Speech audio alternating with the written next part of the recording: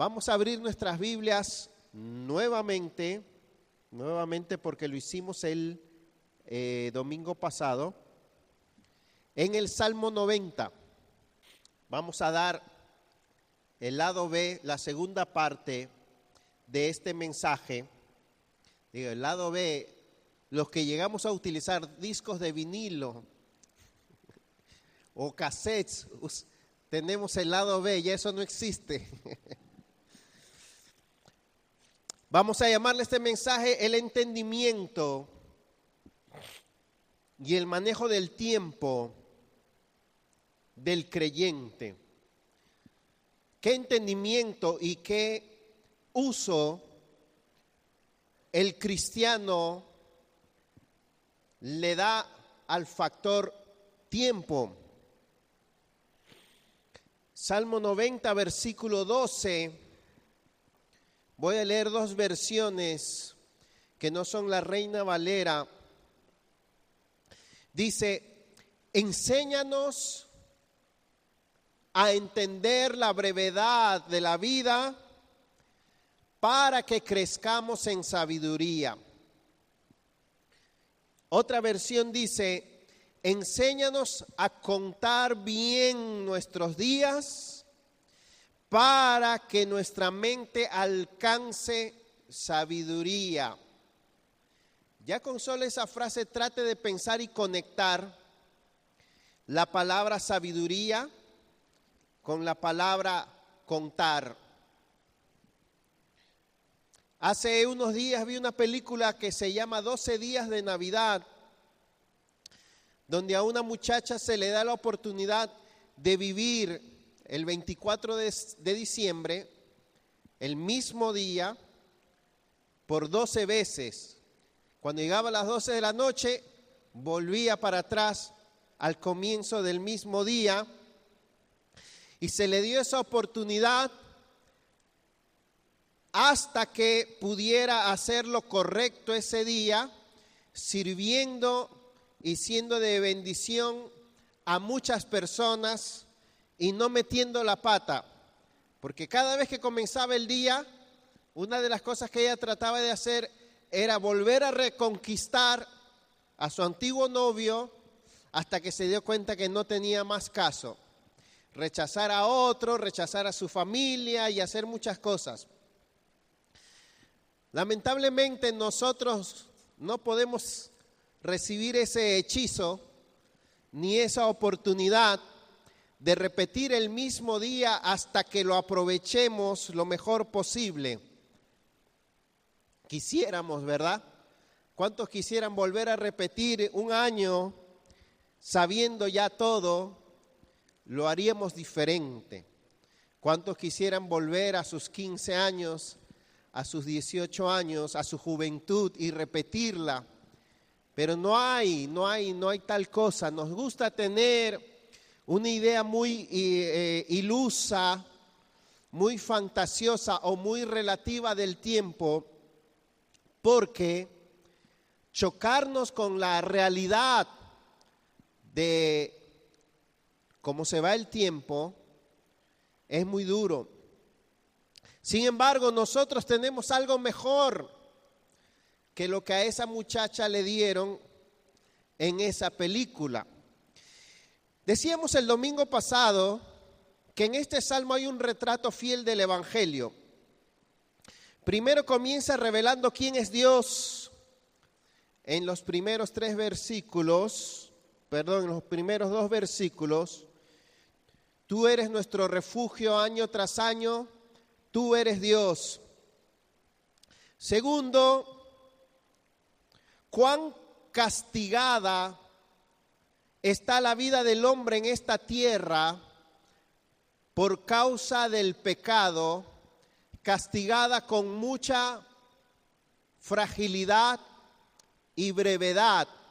La vida del hombre es polvo y es un soplo, es una neblina. Y tercero, a partir del versículo 13, cómo Dios transforma la vida vana y efímera del hombre en algo de bendición y felicidad cuando Dios redime a su pueblo. El mensaje de este salmo es simple: la redención y la bendición de Dios en Cristo para con sus hijos es lo único que nos permite experimentar una vida de bendición y de verdadero éxito en esta tierra, a pesar de lo corto y frágil que es nuestra existencia. ¿Ok? Repito, la redención, la bendición de Dios en Cristo para sus hijos es lo único que nos permite experimentar una vida de bendición y de verdadero éxito en la tierra, a pesar de nuestra corta y frágil existencia. Ahora, versículo 12, que es el versículo que considero que es la lección central de este salmo. Sin embargo, es la sabiduría divina la única que nos permite vivir con verdadero éxito, es decir, aprovechando el tiempo o la vida que Dios nos ha dado. Según este versículo, es la brevedad de la vida o la conciencia, mejor dicho, de la brevedad de la vida, la que nos hace sabios para aprovechar la vida haciendo lo que debemos hacer. Dice el verso 12, en otra versión dice: enséñanos la brevedad de nuestra vida para que aprendamos a vivir sabiamente. Es decir, cuando me dé cuenta lo frágil, lo efímera y lo corta que es la vida en esta tierra, entonces voy a adquirir sabiduría.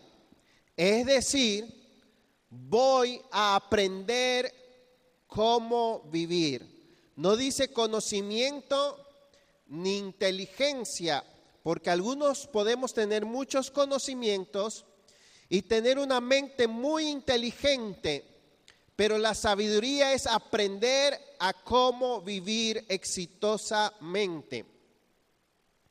El propósito de este mensaje de hoy es, número uno, calcular verazmente la escasa vida o el tiempo que se nos ha dado, el tiempo que nos queda a algunos, a nosotros mejor dicho, y evaluar de cerca si hemos desperdiciado el tiempo que Dios nos ha regalado.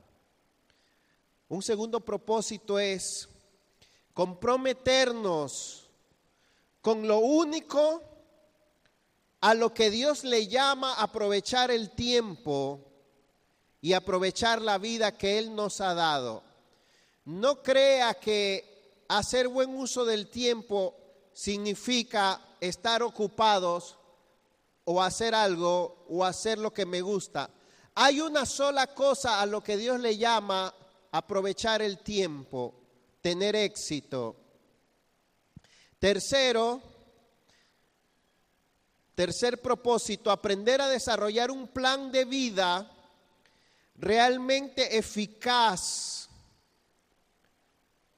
en el aprovechamiento del tiempo según Dios. Un plan de vida eficaz en el aprovechamiento del tiempo según Dios, adoptando los principios que requiere eso y desechando los pecados que nos impiden eso. Pero sigamos viendo, versículo 12. Del versículo 12 queremos sacar tres cosas, 3 puntos. Número 1, Tenemos que saber contar nuestros días.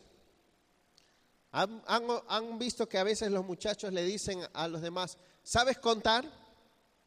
Sí, pues no cuentes conmigo. ¿Sabemos contar? Yo creo que cuando se trata de nuestra vida y el tiempo disponible, no sabemos contar. Porque cuando aprendemos a contar 1, 2, 3, 4, 5, 6, 7, 8, 100, 200, sabemos la cantidad exacta de días y de años y de tiempo que tenemos en nuestras manos. Y algunos de nosotros no somos nada sabios, somos ciegos y necios, porque yo no sé de dónde hemos sacado que creemos que nos sobra el tiempo. Algunos vivimos como si todavía nos quedaran 100 años por vivir.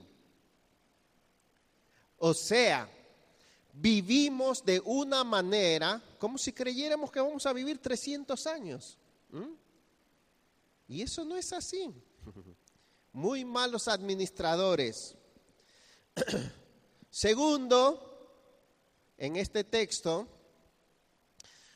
lo segundo que vamos a ver es que Dios es quien nos puede enseñar a contar nuestros días. Porque dice, enséñanos. No es suficiente saber matemáticas, estadística, anatomía para saber cuánto puede vivir un hombre, o sociología para saber cuál es el rango de vida en esta sociedad, en tal o cual país. No es suficiente saber nada de eso para entender nuestra cantidad de tiempo disponible, de días.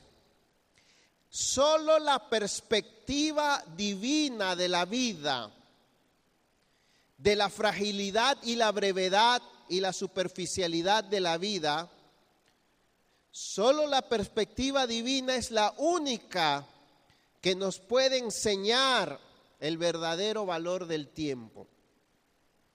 Tercero, la meta de este aprendizaje es adquirir sabiduría, es decir, saber con plena seguridad qué hacer con nuestras vidas en el tiempo que nos queda en esta tierra. No todo el mundo adquiere un corazón sabio para vivir.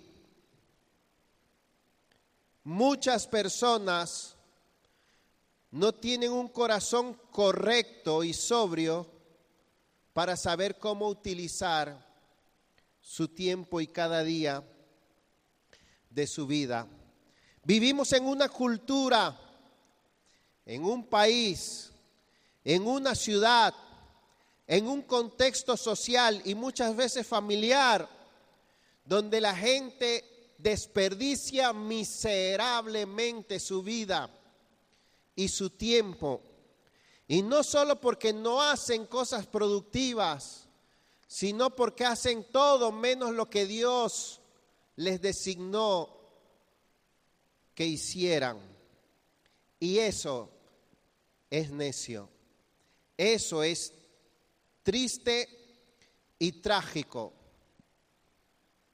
Pasarse toda una vida muy ocupado, haciendo cosas o muy desocupado y al final no haber hecho nada de lo que debimos hacer. Vamos por partes. Repitiendo, primero, tenemos que saber contar nuestros días. Enséñanos a contar nuestros días, a contar bien, a entender la brevedad de la vida. Cuando decimos, ¿cuántos años tienes? Si alguien dice 18, ¡wow! ¡Qué envidia! Decimos algunos. ¡Qué alegría! ¿Verdad? Tiene toda una vida por delante. Cuando uno de 18 le pregunta, ¿cuántos tienes tú? 50. ¡Guay! ¡Qué viejito! Dice el joven, ¿verdad? Hay personas con muchos años vividos que se creen muy jóvenes, que tienen toda la vida por delante. Y hay personas muy jóvenes que viven como si ya se les hubiera acabado la vida. El punto es la cantidad de días, de meses, de años con que tú cuentas, ¿cuánto vale? El tiempo, creo que dijimos el domingo pasado, el tiempo no es un objeto, no es un fenómeno físico, es una medición. O sea, simplemente el paso del tiempo es el transcurso de la vida, el devenir de las cosas. Lo único que existe es qué ha pasado con tu vida o qué has hecho con tu vida. En el tiempo, es decir, en la vida que se te ha concedido. Tiempo simplemente habla de un límite, de una oportunidad del transcurso de tu vida. Para Dios no existe el tiempo, aunque Dios sobra en el tiempo, en el sentido de que Él no tiene límites, Él no tiene años de límite.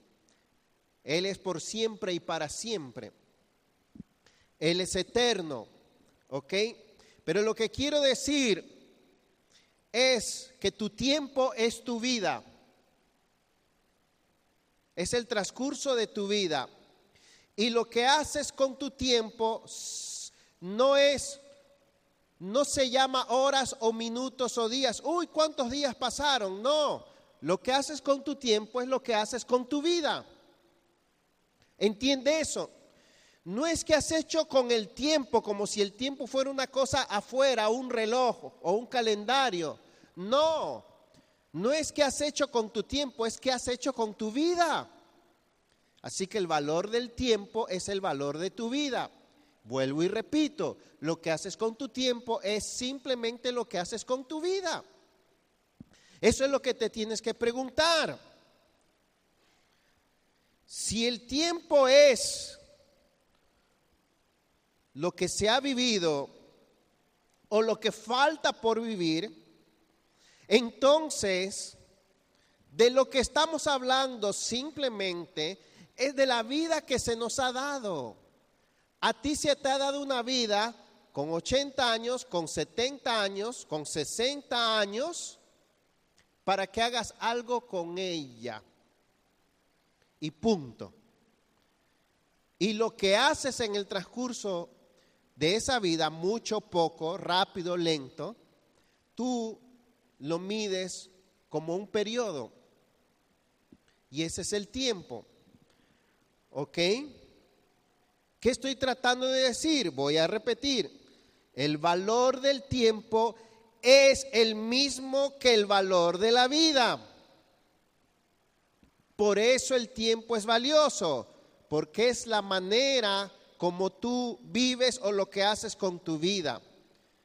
Aprovechar o desperdiciar o mal utilizar tu vida no es cualquier cosa, porque es un regalo muy precioso. El tiempo es el regalo precioso de la vida que Dios te ha dado en esta tierra, entre la eternidad, antes de la eternidad. ¿Ok? Perdón que insista, no pensemos en el tiempo en términos de un reloj o un calendario o una cuenta cronológica. Ay, se fue el 2015. No se fue el 2015. Lo que se fue no fue un almanaque. Lo que se fue parte de tu vida, que ya no va a regresar. Lo que hiciste con ella o lo que dejaste de hacer con ella. Lo que se te fue no fue un año en términos de números o fechas. Lo que se te fue algo de tu vida.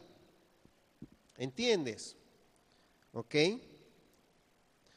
Lo primero que nos enseña aquí la sabiduría de Dios es que nuestra vida es muy corta. Entendamos eso. Nuestra vida es poca, es corta. ¿Quién de ustedes sabía, todas las personas conocidas por usted, que iban a morir en el 2015? Porque solo Dios tiene el control de eso. ¿Quién de ustedes lo sabía el 1 de enero? La última semana de diciembre que acaba de pasar, nos dimos con tremenda sorpresa. Alguno de nosotros siguió partiendo, muriendo, gente cercana a nosotros, hasta la última semana de diciembre. ¿Quién sabe eso? Solo Dios lo sabe. ¿Sabes cuántos años vas a vivir? No, nos hemos dado con sorpresas. Aquí hemos tenido gente, hijos de Dios, en esta iglesia que han muerto de 8 años, de 30 años, de 90 años, de 60 años. ¿Y quién sabe? La sabiduría de Dios nos enseña que no sabemos cuánto vamos a vivir. Mafalda, uno de mis personajes favoritos, se los presenté. Una niña con una gran sensibilidad social, excesiva preocupación por la situación del mundo, un gran sentido crítico. Eran los últimos días del año y Mafalda dice en su casa: el año que viene, ¿existe realmente el año que viene? ¿O no será una de esas cosas que prometen y después no llegan? Entonces su papá le dice: pero Mafalda, ¿cómo que no va a existir el año que viene? Y ella se le para enfrente y le dice: ¿tú lo has visto? Así es. ¿Tú lo has visto? ¿Tú lo tienes en la mano? Tú no sabes. Miren, para hablar esto del tiempo un poquito, busque conmigo en Lucas capítulo 13. Este pasaje es tremendo. Una vez leí un mensaje de Spurgeon acerca de este versículo y él lo dio para Año Nuevo. Lucas 13 dice, verso 6, y les dijo esta parábola: cierto hombre tenía una higuera plantada en su viña y fue a buscar fruto de ella y no lo halló. Y dijo al viñador: mira, hace 3 años que vengo a buscar fruto en esta higuera y no lo hallo. Córtala. ¿Por qué ha de cansar la tierra o inutilizar? Él entonces respondió, le dijo: Señor, ¿qué dice? Déjala todavía este año, un año más. Déjala por este año, hasta que yo cabe alrededor de ella y le eche abono, y si da fruto el año que viene, bien, y si no, córtala. Uy, ¿qué es esto? Señor, dale un año más. Esta higuera tenía un dueño y había sido plantada y cuidada con un propósito, para que diera fruto. Tenía un solo propósito y una sola misión. No era ser de adorno, no era lucir bonita, no era consumir nutrientes, era dar fruto, producir lo que su dueño había determinado que haga. Esa higuera tenía un mal, un problema serio, dice aquí. Era estéril, era un árbol improductivo. Entendamos bien esto. Esa higuera, no importa cuán saludable estuviera, cuán bella o frondosa era, o si recreaba la vista muy bien, lo importante es que no producía los frutos que el dueño esperaba. El dueño dio una sentencia demasiado práctica. Yo hubiera dicho, ay, me da pena cortarla. Se ve tan bonita, está tan viva, tan verde, tanto tiempo que costó que crezca. Ese dueño era bien práctico y dijo, córtenla. ¿Para qué inutiliza la tierra? Simplemente no está haciendo aquello para lo cual fue plantada. Si Dios te preguntara a ti, ¿por qué he de darte más tiempo en esta tierra? ¿Por qué quieres vivir más años? ¿Por qué no te llevo a tu morada eterna? ¿Qué razón me das? ¿Qué le responderías tú?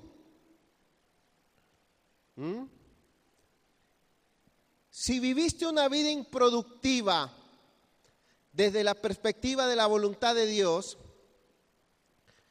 ¿qué le responderías? El viñador dijo, Señor, un año más.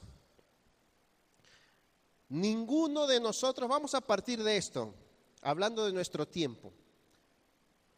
Ninguno de nosotros hemos sido perfectamente obedientes en hacer la voluntad del Señor.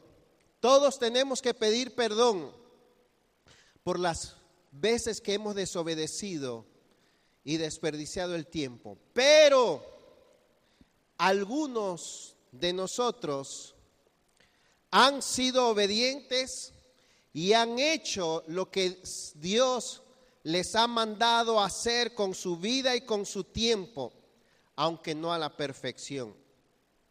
Pero algunos sí lo han hecho. Otros han luchado por ser obedientes con altas y bajas, pero por lo menos han comenzado a hacer lo que Dios les pide. Pero hay otros que han, aquí entre nosotros, que han sido franca y abiertamente desobedientes, que casi pudieran decir que no han hecho nada de lo que saben que Dios les había mandado. Han sido muy desobedientes y hay que aceptar eso, ¿ok? Que entre nosotros hay obedientes, no perfectos, hay quienes están ahí a medias y hay quienes muy desobedientes. Ahora, Dios hasta ahora contigo, igual que conmigo, ha sido muy paciente y muy misericordioso en soportar y perdonar todo el tiempo y los años que tú has desperdiciado y que no has hecho lo que sabes que debías hacer. El año pasado, 2015, te dio otra oportunidad para que crezcas, para que seas mejor, para que cambies, para que sirvas a otros, a tu familia, para que no desperdicies ese precioso tiempo, para que no andes en disoluciones ni en desobediencias. Y este año probablemente te esté dando otra oportunidad. Pero ¿cuántas oportunidades tú crees que vas a tener? Y yo también.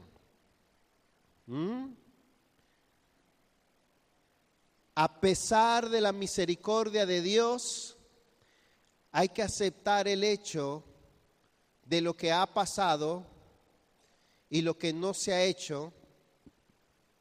Es decir, ya han pasado años donde quizás alguno de nosotros hemos desperdiciado años enteros o lo mejor de nuestra vida sin sembrar para lo que es para vida eterna, sin cumplir nuestra misión en la vida o sin ser productivos, diligentes, útiles y sabios.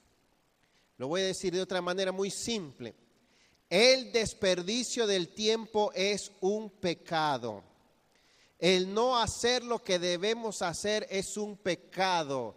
El no hacer lo primero que Dios quiere que hagamos es un pecado que se nos pedirá cuenta.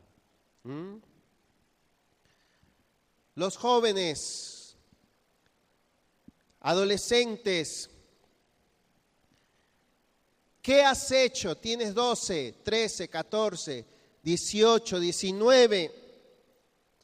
¿Qué has hecho hasta el día de hoy con toda esa energía, todo ese tiempo, todas esas comodidades, todas esas bendiciones que Dios te ha dado? ¿Las has usado diligente y sabiamente? ¿Con temor de Dios? Si tienes 18 años y has visto que los últimos 6, 7 años de tu vida han sido perezosos, improductivos, con dejadez, con la justa sobreviviendo, desagradecido, o que ya tienes 18 años y todavía no te decides de entregarle por entero tu vida al Señor, ¿crees tú que te sobra el tiempo? Estás muy equivocado.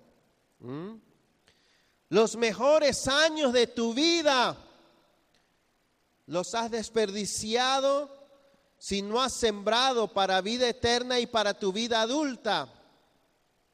¿Y qué vas a hacer con la nueva oportunidad que Dios te da? Porque no vas a volver a tener juventud, no vas a volver a tener adolescencia, no vas a volver a tener 13, 15, 18, 19, 21, no los vas a volver a tener.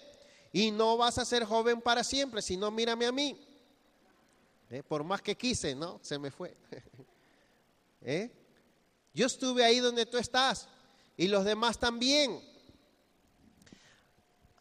Algunos de tus papás, yo fui su consejero, fueron adolescentes y ahora están hechos unos viejos decrépitos. A esos papás que tú los ves tan viejos, eran tan jovencitos y vigorosos como tú. ¿Y dónde está? ¿Dónde se fue? Y los jóvenes adultos, los universitarios, los que están en sus 20s, qué alegría, qué capacidad, qué libertad, sobre todo si están solteros. Oh, cuántas metas, cuántos sueños, cuánta energía gastada en divertirse y en prepararse materialmente, que en parte eso es parte y está bien. ¿Qué decisiones trascendentales, qué misión en la vida tienes? ¿Qué servicio le has ofrecido a los demás? ¿A cuántos le estás siendo de bendición? ¿Cuánto te estás preparando para la vida eterna? ¿Cuánto estás sembrando para lo espiritual? ¿Cuánto estás sembrando para ser un buen creyente? Yo amo, aprecio, disfruto y agradezco a Dios infinitamente por aquellos un poquito más adultos, pero que en su adolescencia y en sus 20 fueron jóvenes que invirtieron en su pureza, en su vida espiritual y en su preparación para adultos.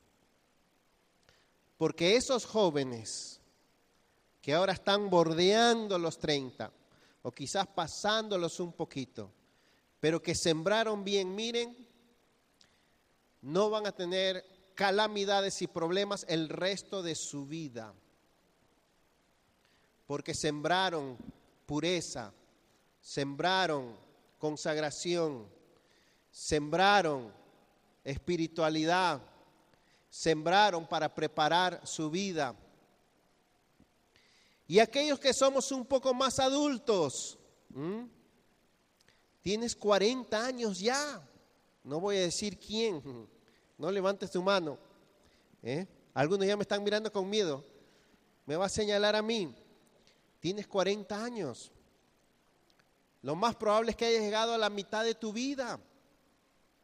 o que te quede menos de la mitad de tu vida. Ya llegaste al pico. ¿Qué has hecho con esos 40 años? Y ni que se diga los que tienen 50. Y los que tienen 60. ¿Cuántos años más crees que te queda? ¿Ustedes creen que teniendo nosotros 30 años, 40, 50, podemos decir, ay, el Señor sabe que no he podido hacer su voluntad, pero quizá el próximo año? Ajá. Oh, sí. No.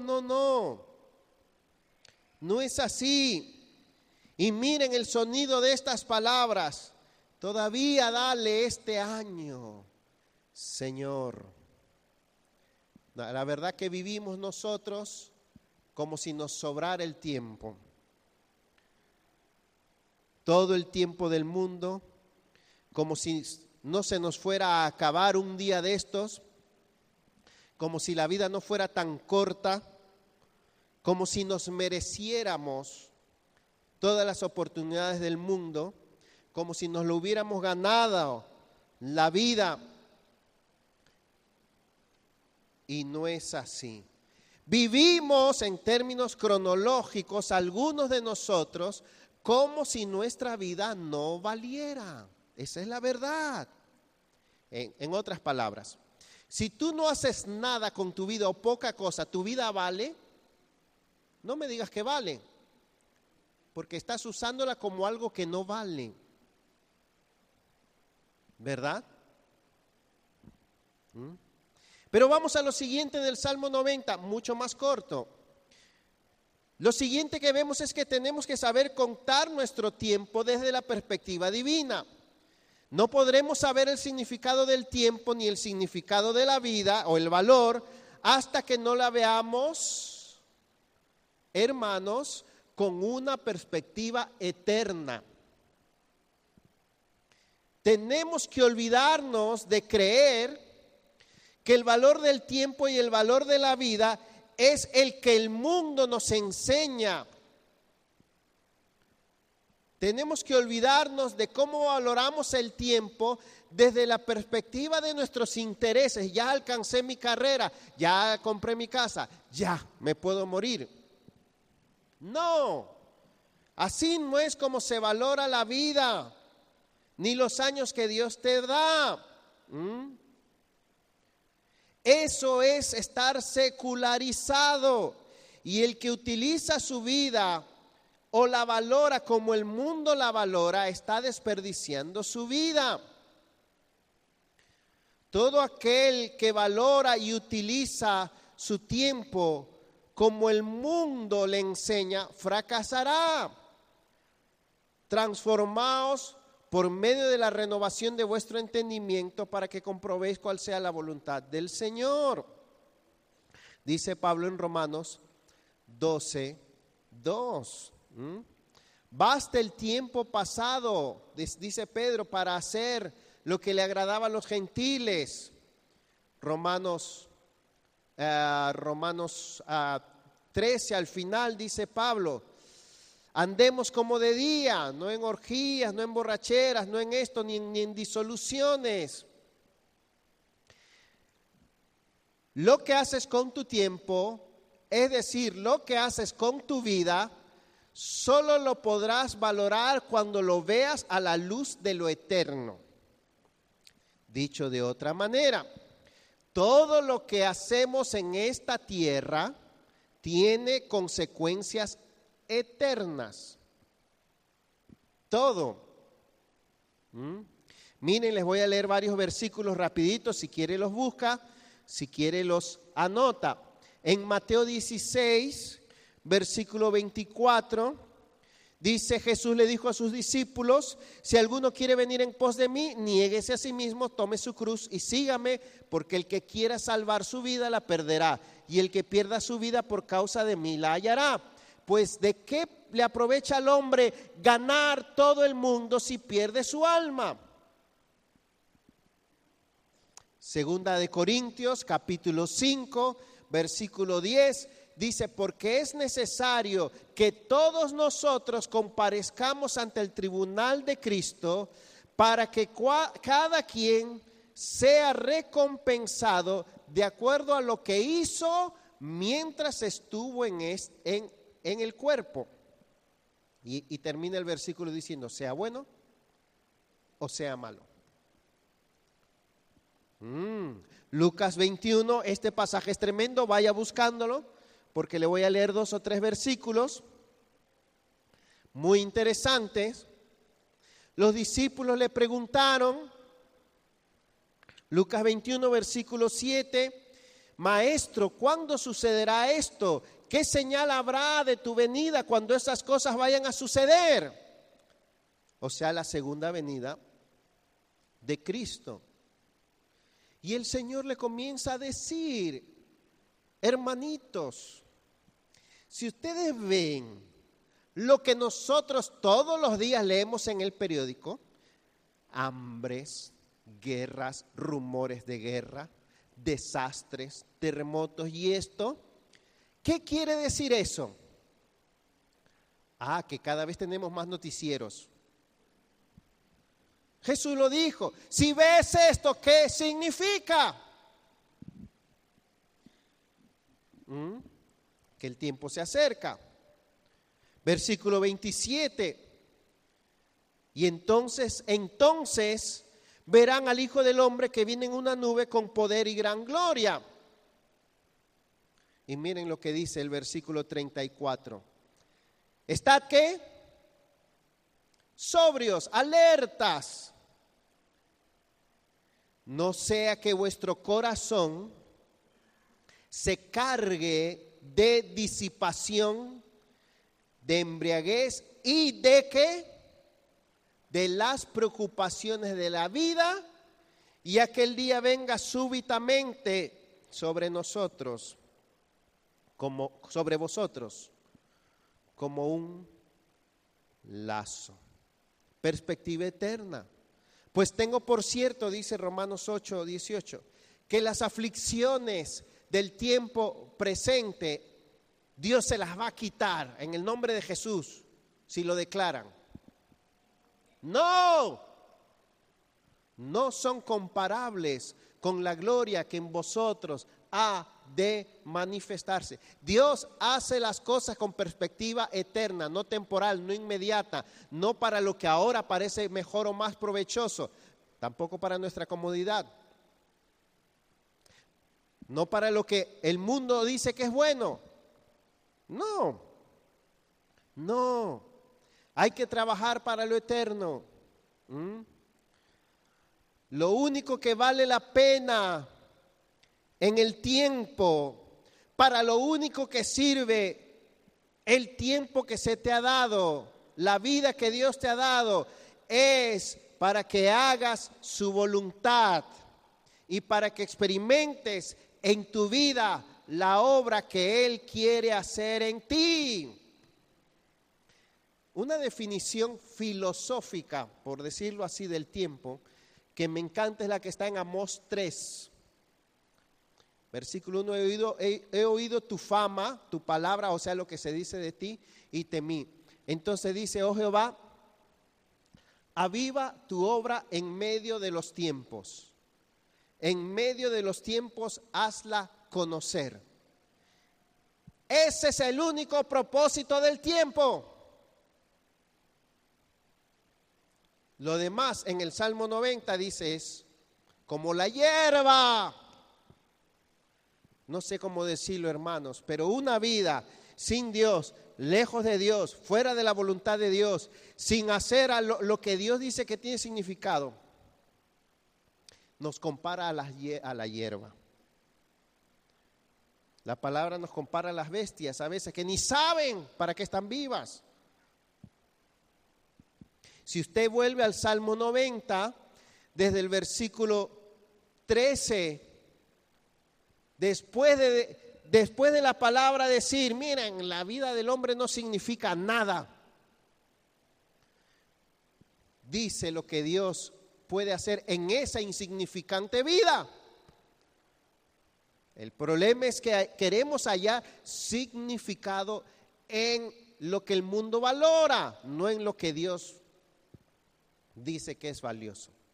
Pero el Salmo 90 a partir del versículo 13 dice, lo voy a leer así: en el breve y efímero tiempo que me has dado, número 1, vuélvete y acércate a mí, oh Dios. Número 2, en el tiempo breve que tengo, aplica tu gracia a mi vida. Número 3, en los pocos años que tengo en esta tierra, sáciame.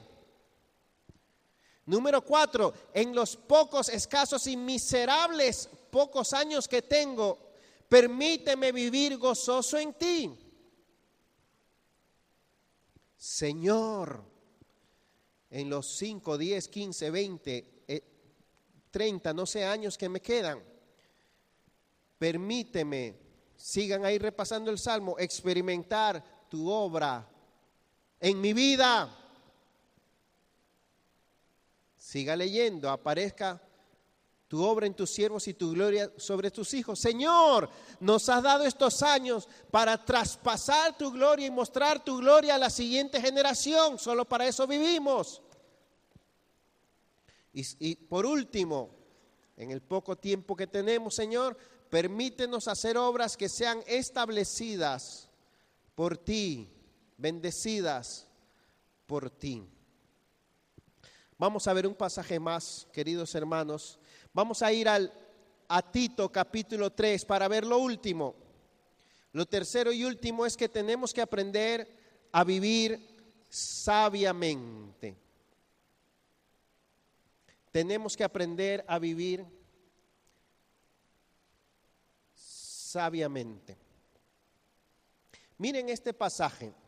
Quiero que veamos este pasaje porque este pasaje conecta el Evangelio, la misericordia de Dios, el poder de Dios para ser salvos, para ser transformados, la bendición de Dios, con la importancia de aprovechar la vida que tenemos, de ser productivos, de dar fruto, de vivir con propósito, con el hecho de vivir sabiamente en este mundo.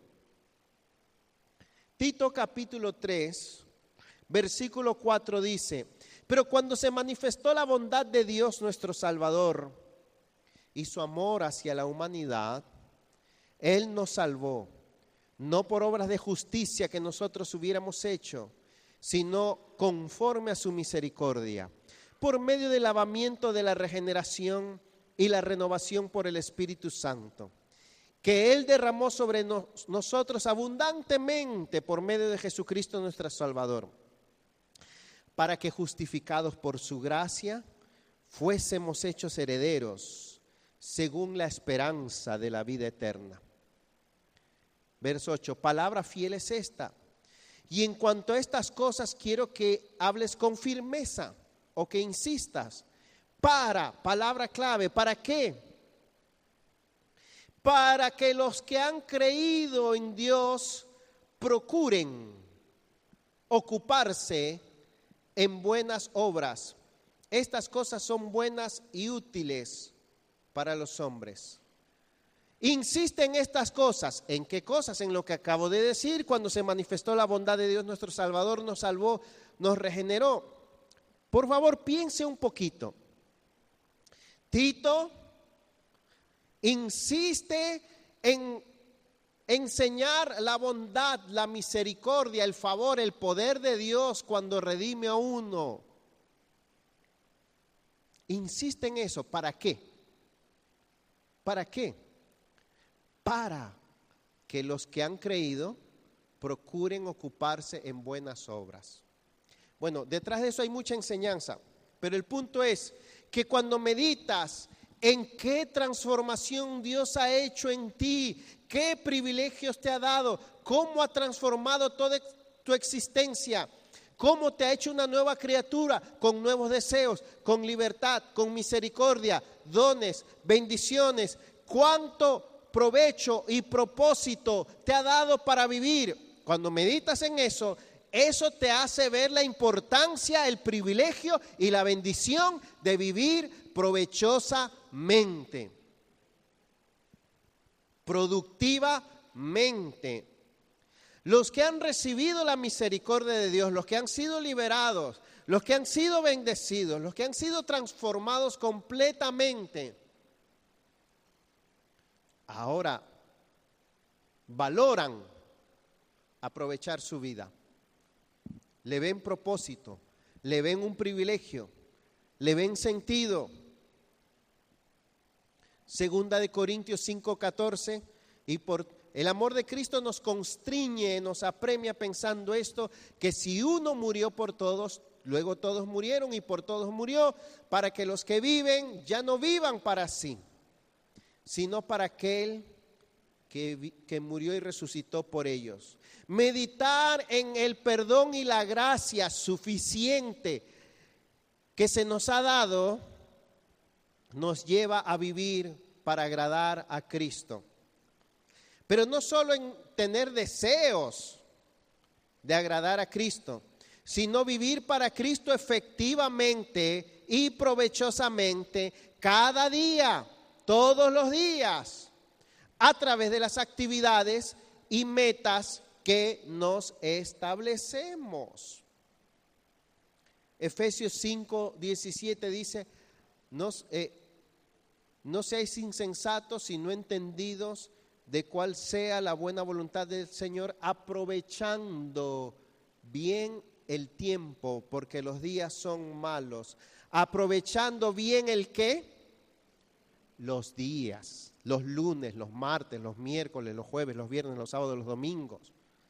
Aprovechando bien las horas, aprovechando bien los años, el 2016 que Dios te da, aprovechando bien el tiempo. Apreciar y hacer la voluntad de Dios necesariamente implica aprovechar el tiempo.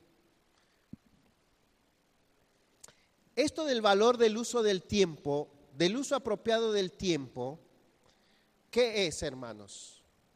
No es ser como una hormiguita simplemente, que alguien dijo, son muy trabajadoras, pero no son muy inteligentes. Están ahí, ¿no? Aunque eso no es cierto. Pero, ¿qué es aprovechar el tiempo? Algunos dicen, yo no paro en el día, yo vivo fajado, yo siempre estoy haciendo algo. Eso es aprovechar el tiempo.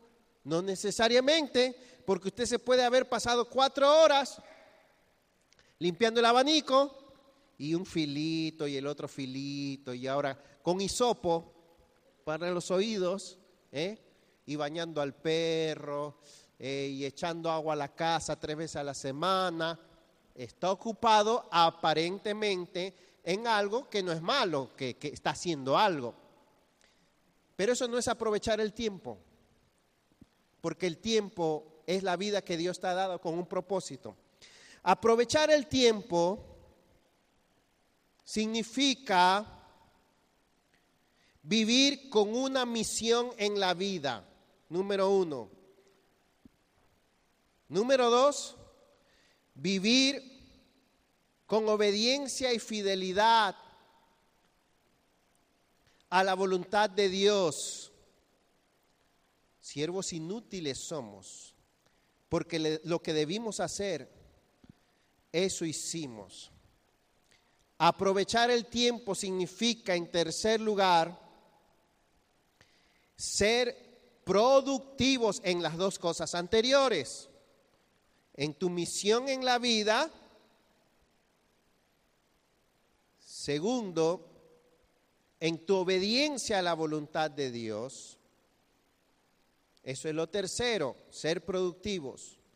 Y cuarto, aprovechar el tiempo es arreglártelas para hacer todas las cosas que Dios quiere que hagas. Todas las cosas. No hay más. Entonces tú no puedes aprovechar el tiempo, número 1, lo voy a poner en otro orden. Tú no puedes aprovechar el tiempo, no importa cuán ocupado me digas que estés, número 1, si no tienes disposición, pasión y devoción para agradar a Dios y hacer su voluntad. Tú vas a hacer lo que sea. Muchos de nosotros nos ocupamos en muchas cosas para no hacer las que Dios quiere que hagamos. Y después, cuando uno dice, es que estuve ocupado, qué bien uno se siente. Sí, pero uno fue desobediente. La verdad es que uno hace lo que uno quiere hacer. Porque si a mí me dijeran, ve a la capital en burro porque te van a dar $1,000,000, yo cargo al burro y llego. Así es. El primer problema es, para aprovechar el tiempo, es la falta de deseo y de fervor para hacer ciertas cosas. O sea, para afinar, alinearnos con la voluntad de Dios. Porque la verdad es que hacemos lo que deseamos. Hay ciertas cosas que no hacemos. ¿Saben por qué? Porque preferimos hacer otras. O porque preferimos no hacer nada. Número 1, sin disposición, pasión, devoción. Tú tampoco puedes aprovechar bien el tiempo, como ya dije, si no tienes una misión, propósito y objetivo en la vida, según Dios. Y la verdad, queridos hermanos, es que a veces nuestro único objetivo en la vida es sobrevivir. Que nos vaya bien, un poquito bien cada día, llegar al fin de semana, que es el mejor momento de la vida, llegar a vacaciones por fin y llegar a diciembre, que llega el doble. ¡Wow! Ya, hasta el próximo diciembre, hasta las próximas vacaciones y hasta el próximo fin de semana. Eso no es tener objetivo, propósito y misión en la vida.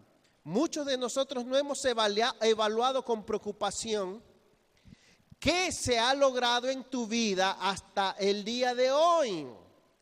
No puedes aprovechar bien el tiempo si no mezclas, relacionas el uso de tu tiempo con tu crecimiento espiritual y tu santificación.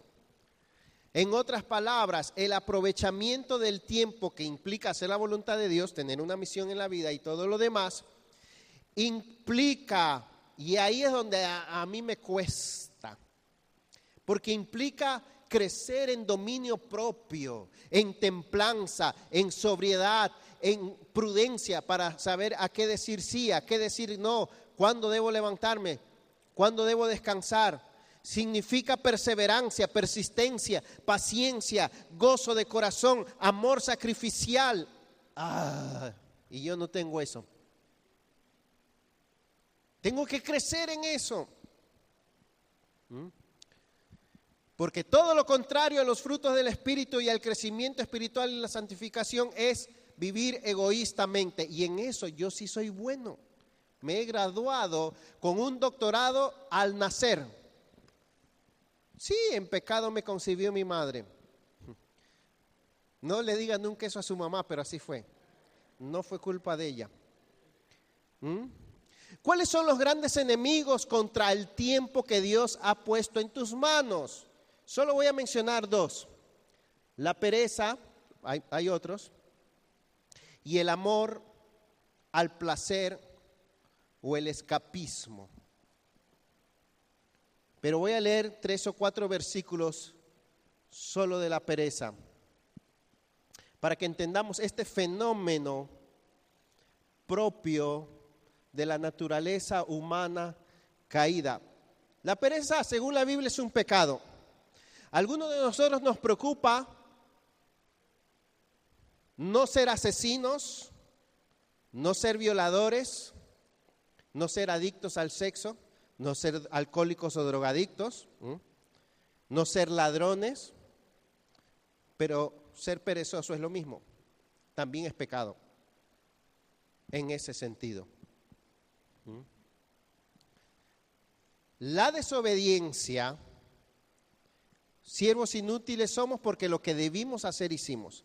La desobediencia, la infidelidad, la improductividad, la frialdad espiritual o la maldad muchas veces no se expresa en nosotros en forma de malas intenciones o rebeldía de corazón.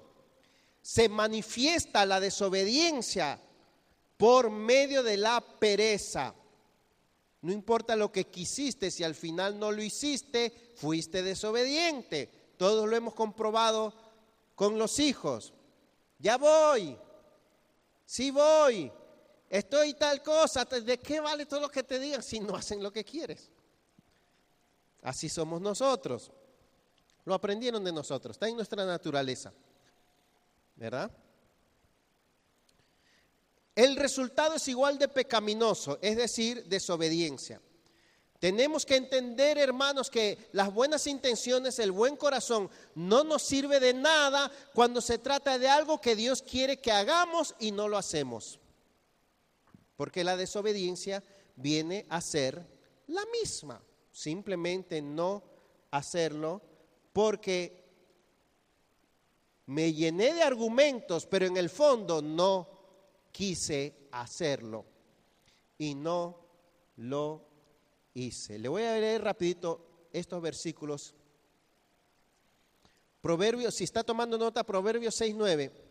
¿Hasta cuándo, perezoso, estarás acostado? ¿Cuándo te levantarás del sueño?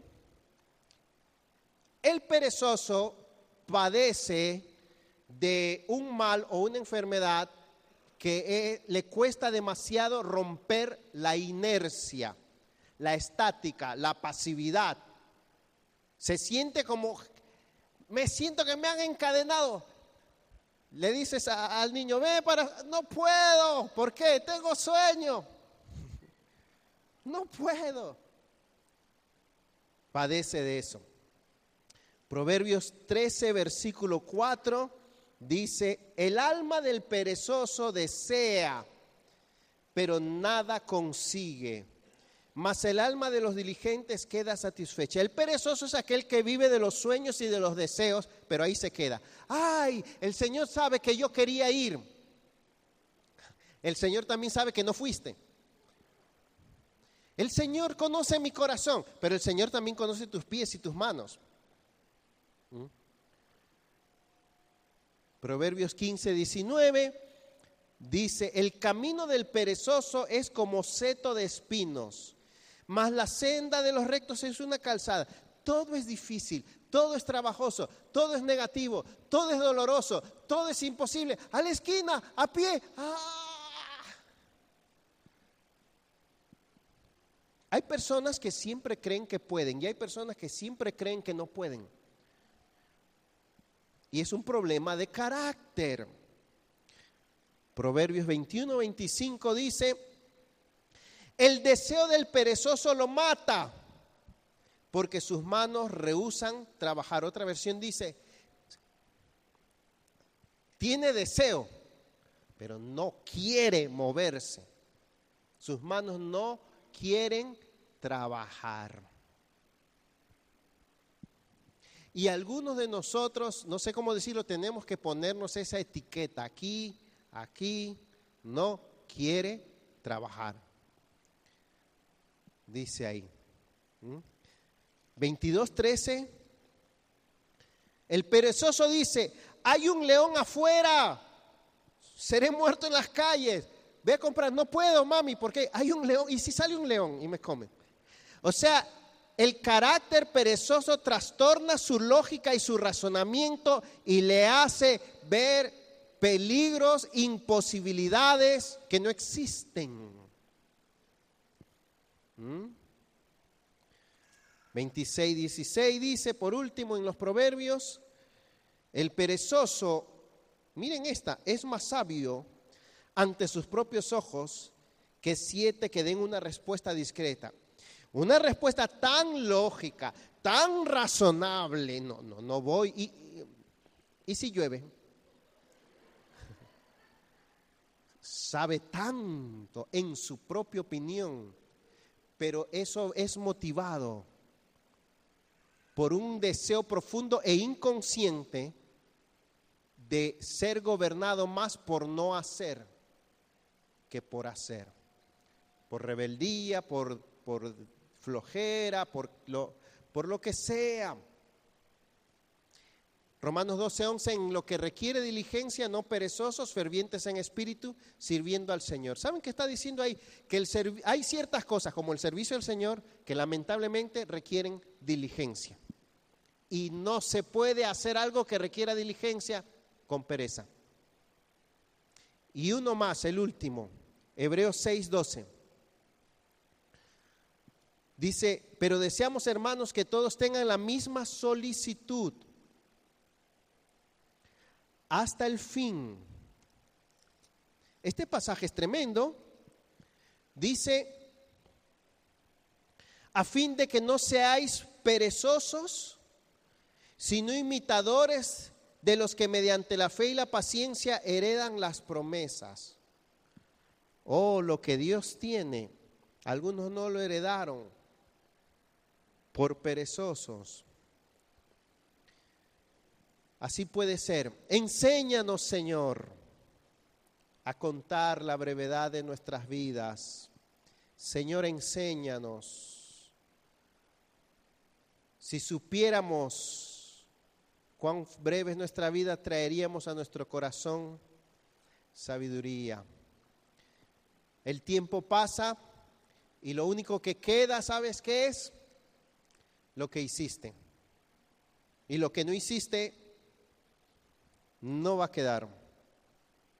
Ahora nuestras buenas obras, obediencia, misión en la vida, diligencia, sacrificio, inversión, es como si, imagínense, como cuando las hormiguitas hacen un puente, cada una solo aporta un granito. Es como si hubiéramos 100 personas tejiendo una alfombra en este salón. La labor de cada uno se ve como muy poca cosa, a veces no tiene sentido, pero un día tendrá sentido.